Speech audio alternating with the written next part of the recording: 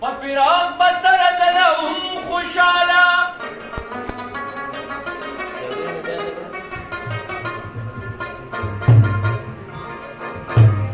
نو اول لوندوم تا بنا کړم بیا دې ړوند کړمه ځکه ژوند اوس مزه نه راکوي ماله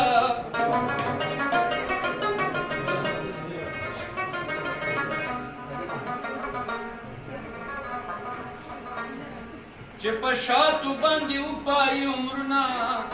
شمکه به مزه ورکاندي بیا چاله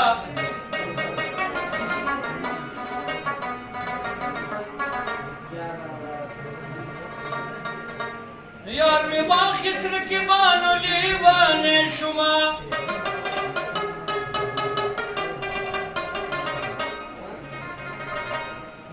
بس خلک راولي طبیبان مالا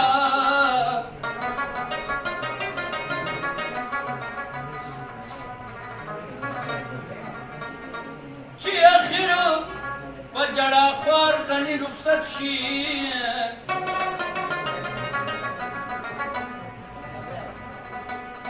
ورله وشلوي کفن د یار د شاله